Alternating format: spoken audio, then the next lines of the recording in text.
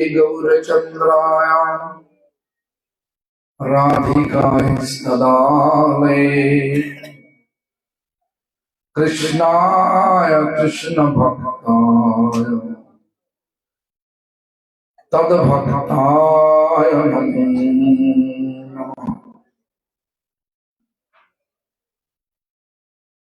गुरुदेव महाराज अच्छा बोलिए সকলে বলুন আপনারা সবাই কি বাঙালি না সবাই বাঙালি না কিছু আছে হিন্দি ভাষা কিছু তাহলে কি ভাষা বলবো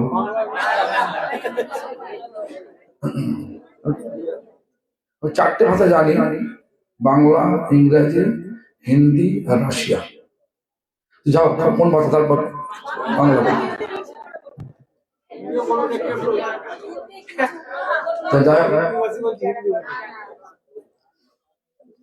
सर्वाग्रे श्री भगवान अभिन्न प्रकाश विग्रह श्री भगवान ज्ञान प्रदाता भगवान शिव अधिकार प्रदानकारी श्री गुरुपाद पद्म नित्य लीला प्रविष्ट विष्णु पाद स्तोत्र शत श्रीमद भक्ति प्रमोद पुरी गोस्वामी ठाकुर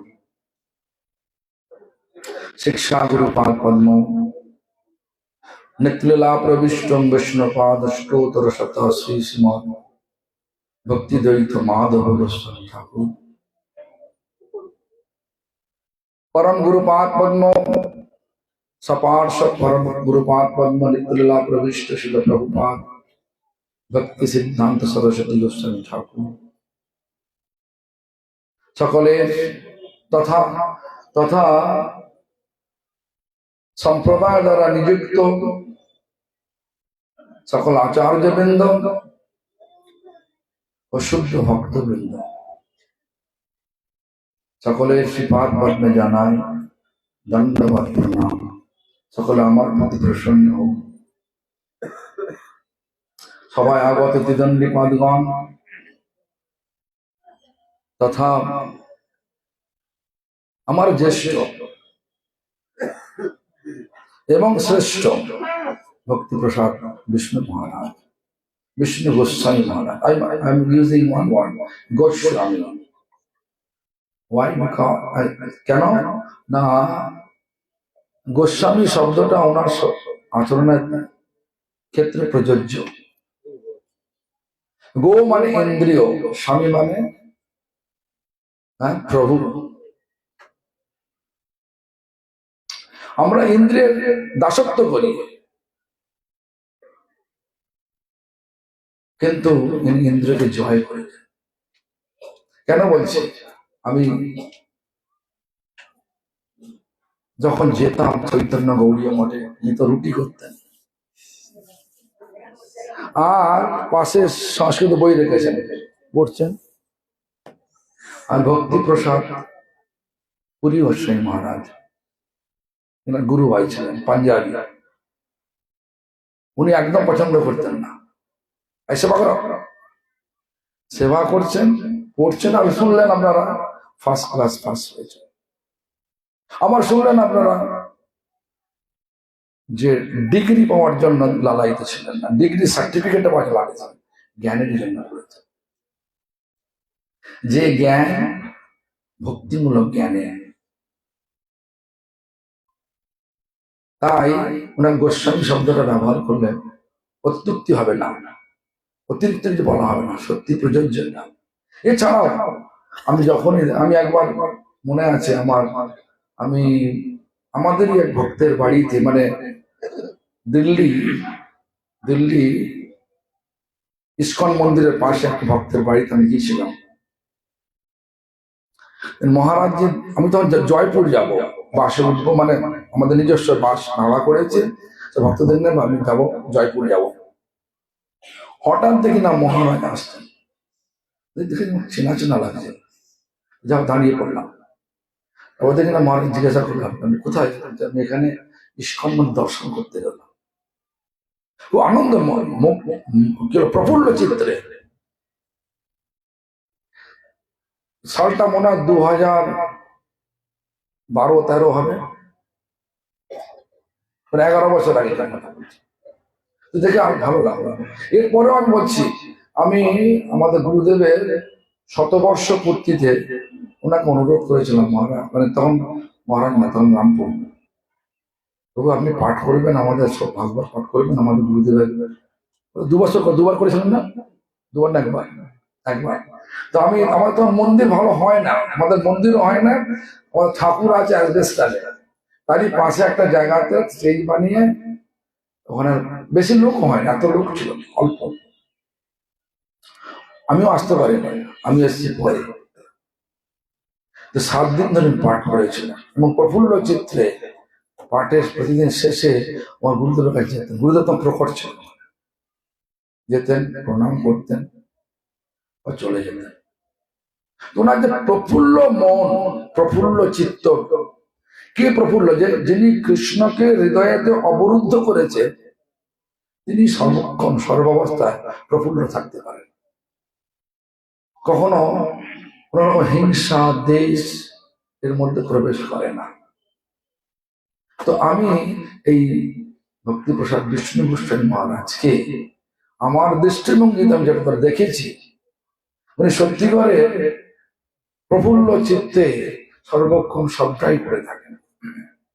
ভাগবত পাঠ শুধু নয়, যা কিছু, যেমন আমি এই যে রিসেন্টলি, মানে আমার গুরুদেবের ওই গত যে দোল উৎসব গেল, তারপরে আমি আমার ভক্তদের নিয়ে বসে আছি এয়ারপোর্টে, কলকাতা এয়ারপোর্টে বসে আছি। তো হঠাৎ দেখি না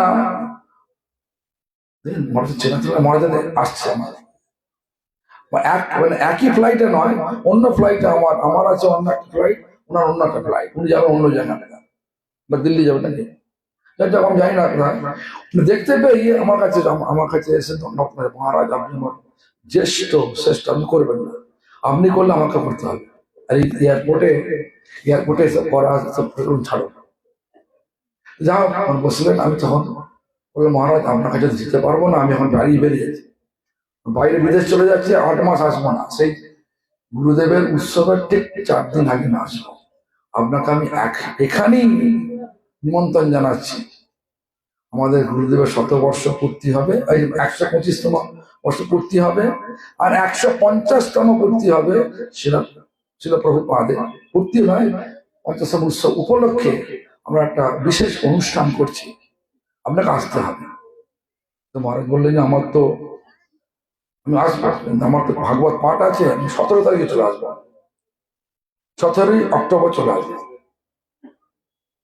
আমি ভাবলাম মহারাজের কথা হয়তো মনে নেই। তো যাই হোক, আমি 1 মাস আগে আমার সঙ্গে যে থাকেন যোগিনেশ্বর প্রভু, গুজরাটি লোক, বললাম আপনি একটু খোঁজ দেন। তো হ্যাঁ মহারাজ বলেছেন 17 তারিখে যাবে। তখন আমার সন্দেহ ছিল, 17 তারিখ ঠিক হাজির হয়ে গেছে। আমি তো বিদেশ থেকে এসেছি, আমার তত মানে খোঁজ নেওয়ার মানে ক্ষমতা নেই, কিছু নেই। তা যাই হোক, হঠাৎ দিন স্টেজের মধ্যে মানে কি বলে হাজির মহারাজ।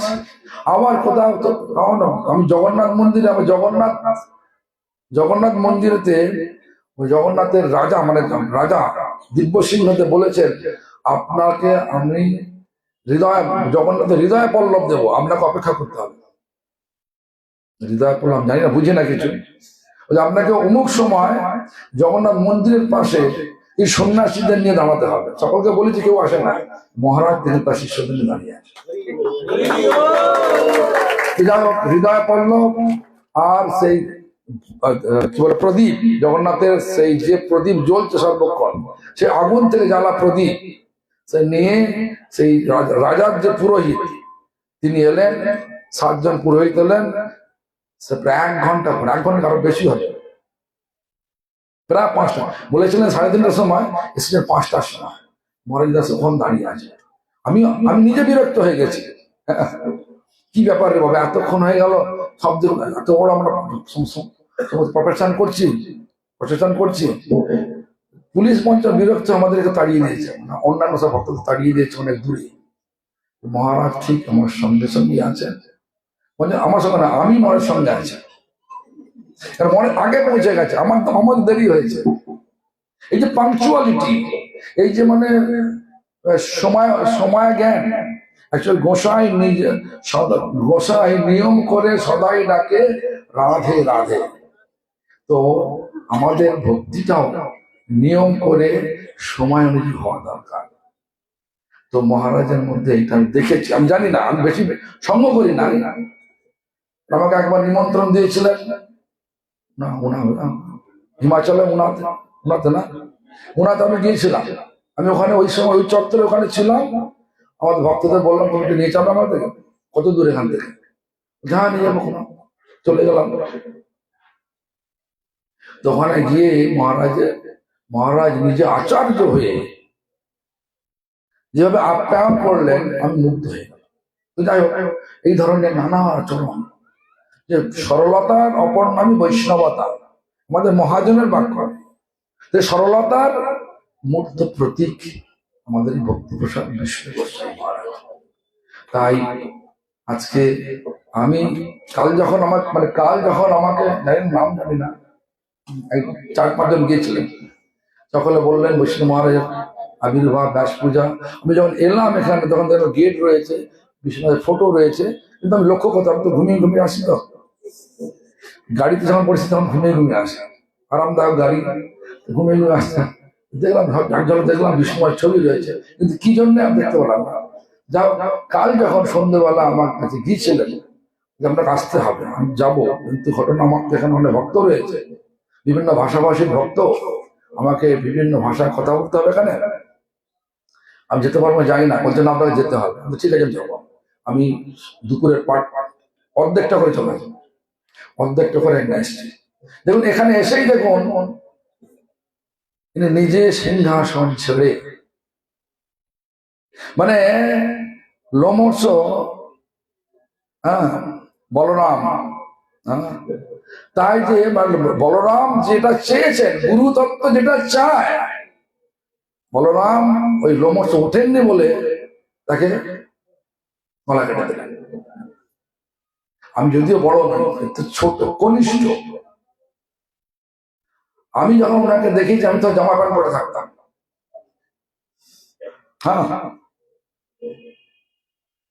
তো 82-তে আমি তখন 11 ক্লাসে পড়ি,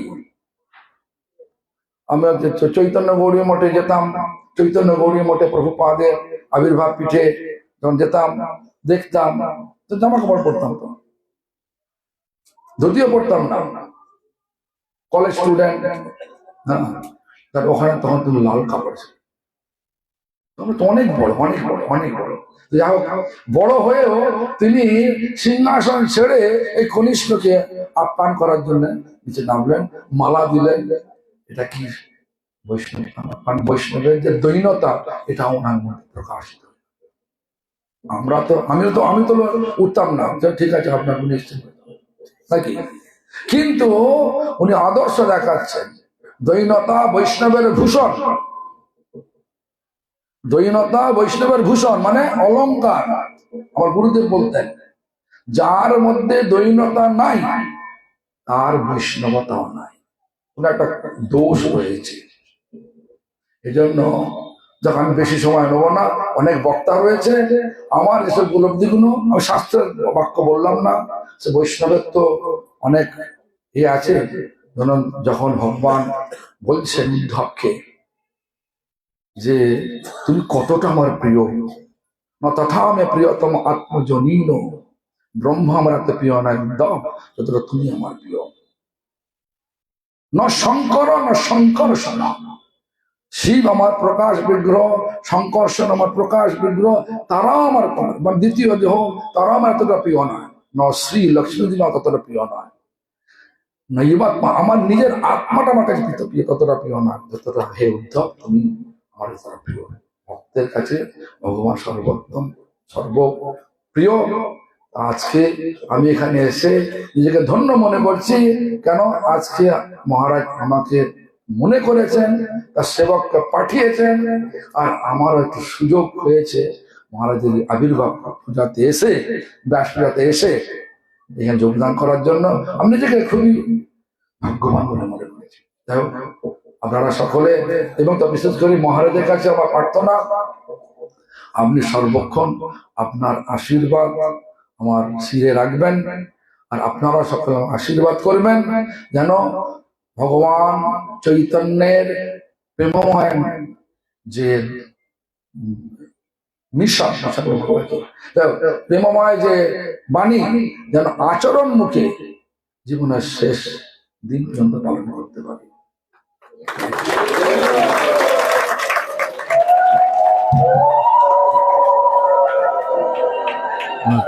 हरि बोल।